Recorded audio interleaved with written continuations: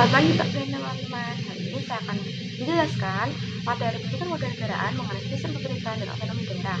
Sebelum saya menyampaikan materi tersebut sebagai nafas, mari kita awali dengan berdoa. Dalam nama Allah dan Putra dan Kudus. Selamat pagi Tuhan, kami bersyukur dan berterima kasih atas penyertaan dan pendampingan-Mu pada tadi malam hingga pagi hari terakhir. Sekarang juga Engkau berkati kami yang akan menyelesaikan penilaian aktivitas ini. Semoga apa yang kami sampaikan dapat juga bermanfaat bagi sekitar kami. Engkau berkati dan Engkau sertai selalu. Amin. Kalau masuk saja sih, doakanlah kami. Dalam nama Bapa dan Putra dan Kudus. Nah, kali ini kita akan membahas sistem pemerintahan. Yang pertama ada karakteristik sistem pemerintahan. Sistem pemerintahan pada hakikatnya adalah relasi kekuasaan antara kekuasaan eksekutif dan kekuasaan legislatif. Lalu kita masuk pada sistem pemerintahan di Indonesia. Perjalanan institusionalisasi sistem pemerintahan presidensial di Indonesia dimulai sejak dibelakangnya UUD 1945 sebagai konstitusi negara pada 18 Agustus 1945.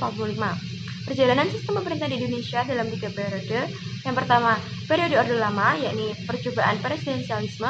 Kedua, periode Orde Baru, presidensialisme tanpa checks and balance. Dan yang ketiga, periode reformasi, menuju purifikasi presidensialisme. Awalnya, sistem presidensialisme diterapkan oleh Presiden Soekarno dan Wakil Presiden Muhammad Hatta, namun berlangsung sangat singkat, tidak lebih dari 3 bulan. Sistem pemerintahan Indonesia saat itu dapat disebut sebagai sistem pemerintahan semi-presidensial atau cikal bakal menuju purifikasi sistem presidensial. Pada awal kemerdekaan, perjalanan pemerintahan Indonesia lebih diwarnai oleh sistem parlementer. Dengan demikian, maka telah terjadi dari sistem pemerintahan presidensial menjadi sistem parlementer. Pelembagaan sistem parlementer dimulai sejak terbentuknya kabinet parlementer pertama, yaitu Kabinet Syahrir pertama pada tanggal 14 Desember 1945.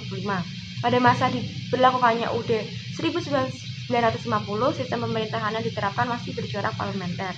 Pengokohan sistem presidensial pada masa reformasi ditandai oleh 2 hal.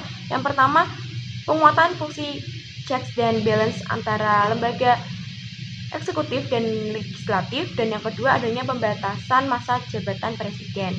Nah, sekarang kita masuk pada otonomi daerah.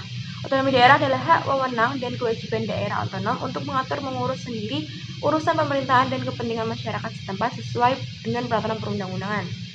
Nah, terus siapakah pemerintah daerah itu? Yang pertama, pemerintah daerah provinsi terdiri atas pemerintah daerah provinsi, yakni kepala daerah dan perangkat daerah dan DPR provinsi. Kedua, pemerintahan daerah kabupaten kota yang terdiri atas pemerintahan daerah kabupaten kota, kepala daerah dan perangkat daerah dan DPRD kabupaten kota. Selanjutnya, hubungan kewenangan pusat dan daerah. Menurut Nair Fauzi, dalam konteks negara kesatuan, hubungan kewenangan antara pusat dan daerah di Indonesia mendasarkan diri pada 3 pola, yakni desentralisasi, dekonsentrasi, dan tugas pembantuan.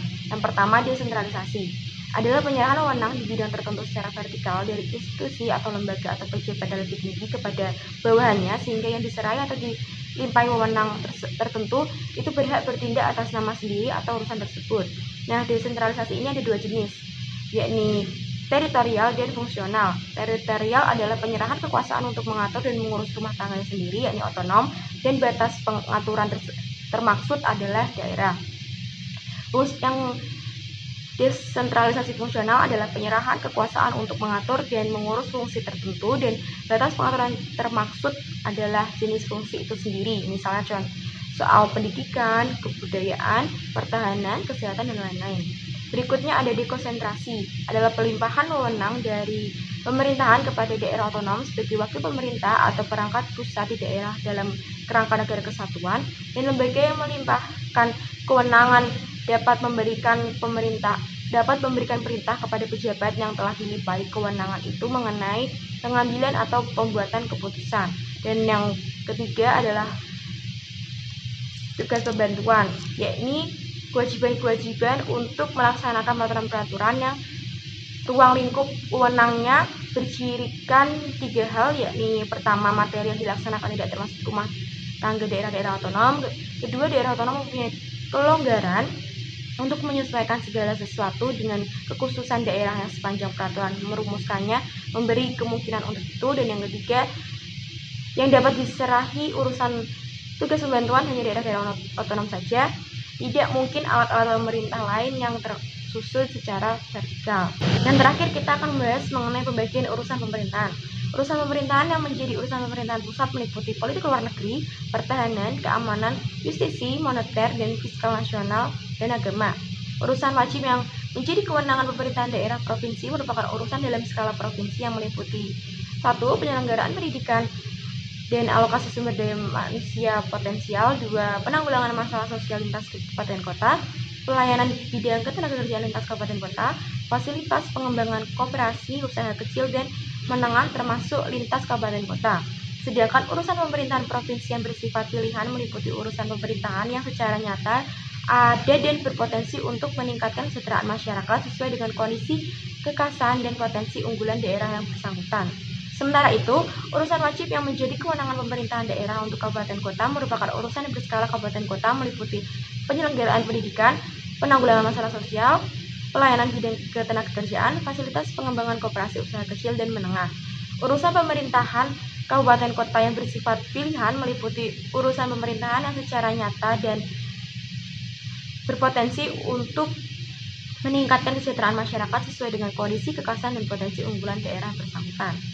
Sekian yang dapat saya sampaikan mengenai materi PKN tentang sistem pemerintahan dan otonomi daerah. Sebelum kita akhiri UAS pada hari ini, mari kita tutup dengan berdoa. Dalam Bapa dan Putra dan Kudus. Amin. Selamat pagi Tuhan, kami bersyukur dan berterima kasih atas penyertaan dan pendampingan pada pagi hari ini. Sekarang kami telah menyelesaikan tugas UAS hari ini.